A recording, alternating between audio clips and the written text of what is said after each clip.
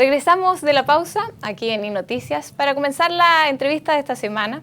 Estamos con Juan Carlos Claret, vocero de la Organización de Laicos de Osorno. Muchas gracias, Constanza, por la oportunidad de hablar acá con INET. Buenas noches, Juan Carlos. Partamos resumiendo que en el fondo ya lleva un año nombrado el obispo Juan Barros acá. Y dado este tiempo, ¿cómo creen que se ha dado el tema? ¿Creen ustedes que efectivamente el Papa carece de los antecedentes como para haber hecho este nombramiento? ¿Creen que mantienen su postura de que el Papa carecía de antecedentes para nombrar a Juan Barros obispo de Osorno? Gracias, Constanza, por la pregunta, porque justo hace un año atrás estábamos precisamente dándonos a conocer en este medio y a mucha gente de otras partes le ha llamado la atención que nosotros somos bastante ritualistas o de bastante simbolismo respecto a las fechas. Efectivamente, Juan Barros lleva un año que ha sido nombrado, se nombró el 10 de enero, después el 19 de febrero nos dimos a conocer públicamente como laicos que no solamente estábamos desconcertados, sino que nos organizamos y ahora el próximo 21 de marzo se cumpliría un año desde que el obispo Juan Barros tomó posesión de la diócesis de Osorno. Ha sido antes que todo un año de profundo conocimiento. Nosotros nos conocíamos con los que participamos activamente dentro de la organización, éramos partícipes de distintas actividades diocesanas, pero nunca nos habíamos sentado a conversar. Y sin embargo, la crisis que ha generado el obispo Barros acá en Osorno nos ha significado una oportunidad de crecimiento mutuo y de conocimiento mutuo entre todas las personas que somos partícipes de la diócesis de Osorno. Y en ese sentido, durante todo el último año hemos estado insistiendo encarecidamente y reiteradamente que el obispo Juan Barros debe renunciar. El Papa Francisco, hoy día decir que no tenía la información ya no es presentable. Aquí hemos encontrado un Papa Francisco que tiene la información con lujo de detalle, pero llama la atención que a pesar de tener toda la información no se decide por la decisión más sana. Acá no solamente nos encontramos con un Papa que siendo jefe de Estado insulta a una comunidad completa, por lo que esperamos que la diplomacia por fin diga algo respecto a que un jefe de Estado haya insultado a una comunidad, a otro Estado, digamos, sino que también llama la atención que un pastor como el Papa Francisco, no se preocupe de la mayor víctima de todo esto, que es la diócesis de Osorno, porque la crisis que ha generado el obispo Juan Barros acá en Osorno no solamente ha dividido la comunidad osornina, sino que ha transformado la diócesis de Osorno en una inoperante. Y eso esperamos que al Papa, si no le bastó antecedentes delictuales o el problema eclesiológico y psicológico del caso Caradima, por lo menos baste que eche un vistazo a qué está pasando en Osorno para que pueda remover al obispo. Pero Juan Carlos, mira, el Papa, en el fondo el argumento es de que no hay condena en contra de Juan Barros. Entonces, ¿no crees tú como estudiante de Derecho, casi ya un abogado, que esto afecta el principio de inocencia del sacerdote porque no está acusado de un delito en la justicia ordinaria en el fondo? Como futuro abogado hay que decir que hay que distinguir. ¿Y por qué hay que distinguir? Porque, claro, la presunción de inocencia, pero la presunción de inocencia es un mandato a un tribunal. Se espera que sean los jueces los que velen por la presunción de inocencia de una persona, pero eso no inhibe el caso o el juicio que se pueda hacer moral o políticamente. Llevémoslo a la realidad actual, o sea, no porque se esté investigando el caso Penta o el caso Cabal, nosotros como ciudadanos no vamos a poder emitir un juicio moral o político al respecto. Y aquí en el caso del obispo, que es una figura pública y que la Iglesia se arroga esa cualidad, nosotros podemos emitir un juicio sobre eso. Y lo hacemos fundadamente, si tenemos argumentos por montón y hemos un año sosteniéndonos sólidamente sobre argumentos claros, y la comunidad yo creo que ya lo sabe. Pero además esperamos también, en ese sentido la otra distinción, que ha habido pronunciamiento judicial. Acá no es que estemos sobre la nada. Ha habido pronunciamiento de la justicia chilena y de la justicia canónica. Veamos, la justicia civil, la justicia penal chilena, considerando 26 de los fallos de la jueza González del año 2011, que es el fallo Caradima, donde se señala que respecto a la presencia de los obispos del bosque, cuando se cometían abusos, el tribunal dice sobre eso adquiero convicción. O sea, cuando un tribunal dice sobre eso adquiero convicción, ¿qué es lo que está señalando? Está señalando que lo que se está imputando, lo que imputa Juan Carlos Cruz, por ejemplo, lo que imputa Hamilton, lo que imputa Murillo, Fernando Batres, la justicia chilena dice sí, sabe que en verdad eso ocurrió. Pero no solamente bastando con eso, sino que también respecto al uso impropio de la confesión y la ruptura de del secreto de confesión, que es sumamente delicado para un sacerdote, la jueza González también dice que adquiere convicción. Eso usted lo puede ver en el fallo 26 del caso Caradima de la jueza González. Y canónicamente, el considerando 17, este fallo ya está disponible en internet, búsquenlo en The Clinic, está escaneado el fallo. Ustedes van a ver que el Vaticano es el que señala que el abuso de poder y la manipulación de conciencias también se manifiesta en las personas que integran la unión sacerdotal, que era esta reunión de obispos que presidía Caradima y que fue el medio para hacer todo lo que hizo ese delincuente. Entonces, en ese sentido, decir que Barros no ha habido un pronunciamiento jurisdiccional, la justicia chilena ha dicho algo y ha sido sumamente categórico, y también la justicia canónica, que es el tribunal que ahora esperamos que el Papa pueda hacerlo. Pero valer. en particular hacia él, hacia algo puntual. ¿Ustedes quizás no han pensado en interponer algún recurso puntual hacia él? En este caso, los llamados... En la vía judicial, en el fondo, ¿han pensado en ustedes como organización interponer algún...? Nosotros lo que hemos conversado es que los llamados a hacer eso, porque un caso que vincula a dos personas claramente, que sería Juan Barros y las víctimas de Caradima, los llamados a hacer eso son las víctimas, no nosotros. Pero en conversaciones con ellos también es entendible, o sea, se declaró culpable a Fernando Caradima, pero están prescritos los delitos. Entonces hay personas que dicen, bueno, ¿cuál es el sentido de denunciar si es que ya sabemos que aunque se declare culpable a una persona, no va a pasar nada, no va a haber ninguna sanción o consecuencia jurídica posterior? Y en segundo lugar, las víctimas están con este juicio contra el arzobispado. Entonces, en ese sentido, no es que no se quiera hacer, sino que en este momento la prioridad está contra algo mayor que Barros, que el arzobispado. Ya. Juan Carlos, ¿cómo logran ustedes conciliar su condición de católicos con que deben obediencia al Papa con la oposición al obispo de Osorno? Es una pregunta difícil, no es sencilla, mucho menos para el tiempo que tenemos, pero aquí hay que ser sumamente claro, esto no es un acto de puritanismo. Aquí nosotros no estamos diciendo porque Barros es pecador y nosotros no, es que Barros se debe ir. Acá pareciera que hay otras cosas más en juego, porque siendo honesto, me imagino que la persona que en este momento nos está viendo, si yo le formulo la pregunta, ¿qué tan importante es un obispo en la vida personal de una persona? No lo es, ¿me entiendes? Salvo, tal vez Monseñor Valdés impactó en la vida de determinada persona, pero en lo general un obispo no es tan importante en la vida de uno. Entonces la pregunta que se sigue es decir, bueno, entonces, ¿qué motiva a la gente a estar un año afuera, con frío, con lluvia, con calor? Y pareciera que aquí hay algo mayor en juego. Y en este momento nosotros lo que estamos velando es por la diócesis de Osorno, porque tal vez una persona que no tiene activa vida pastoral no lo entiende, pero para los que sí estamos activamente participando en nuestra diócesis, amamos la diócesis. Y pareciera que lo que aquí está en juego es la división diocesana, y eso al Papa pareciera no importarle. Entonces, frente a hacer valer lo nuestro, o una decisión de un Papa que ha dividido lo que es nuestro, es claro lo que debe prevalecer. Y para nosotros lo que debe prevalecer es la comunidad, la diócesis de Osorno. ¿Y sientes que hay una división entre los católicos de Osorno? O sea, la división... ¿Qué le dirías a quienes argumentan que sí hay que apoyar esta decisión del Papa y en el fondo quedarse callado, asumir y dejar de protestar? Porque esa es una posición que también es válida, ¿no es cierto? Sí, por supuesto. La división acá en Osorno no es aparente, es sumamente clara. O sea, incluso esto se ha transmitido a familias.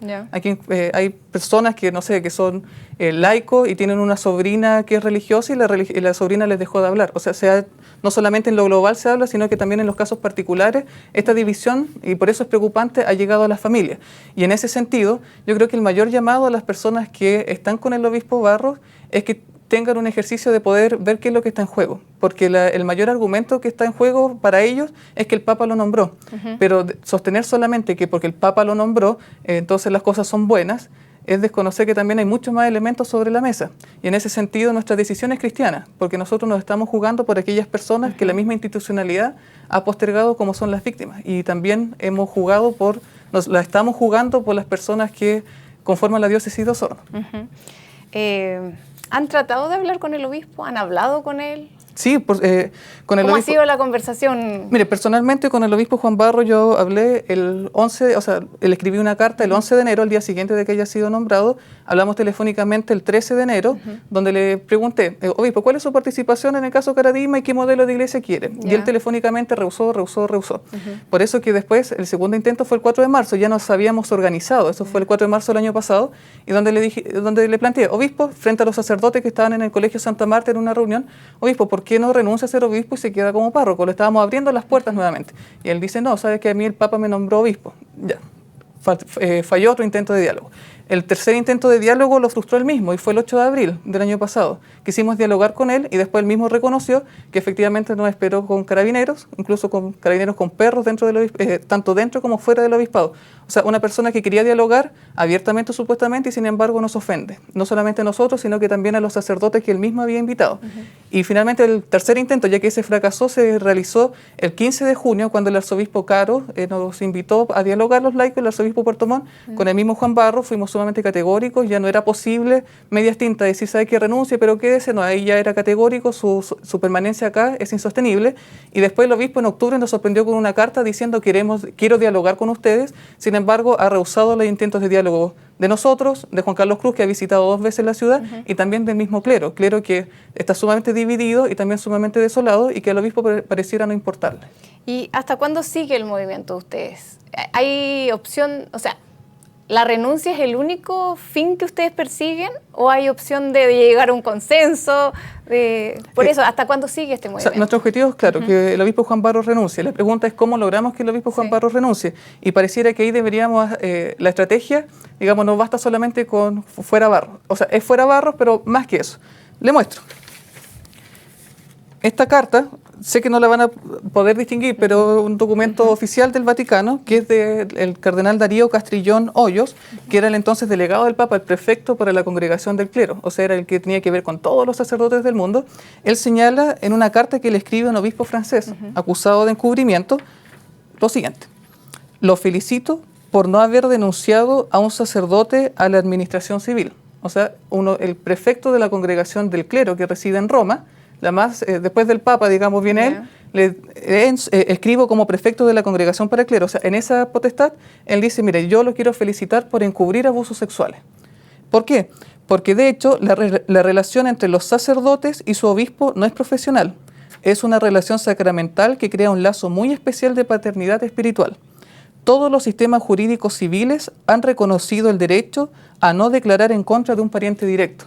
Pareciera que Caradima podrá morir, Juan Barros podrá renunciar, pero eso no nos garantiza que no vaya a venir más adelante otro Caradima u otro Juan Barros. Entonces pareciera que si queremos una iglesia libre de abusos, tanto sexuales como de poder, que es el preámbulo mayor para un abuso sexual, necesitamos hacer cambios mayores. Y en ese sentido, también hace unas 2 semanas atrás, fue un escándalo mundial. Acá en Chile pareciera no haberlo sido de mayor magnitud. Diarios como especializados como Cruz Now, que es un medio especializado en temas de religión, seguido por el New York Times, también han hecho eco de que el Vaticano a los obispos nuevos, desde el 2001, les sigue señalando de que no es correcto, o sea, no tienen la obligación, ni siquiera moral, de denunciar los abusos sexuales a la justicia civil, sino que tratarlo interinamente. Entonces, en ese sentido, pareciera que para sacar a Barros tenemos que apostar a cosas mayores. Es Barros, pero más que Barros. Ya, pero entonces, en el fondo, ese es el fin. Que renuncie. Pueden pasar 3 años más. 3 años. Y van a seguir. Sí, vamos a seguir. Vamos a seguir. Ya, ese es el...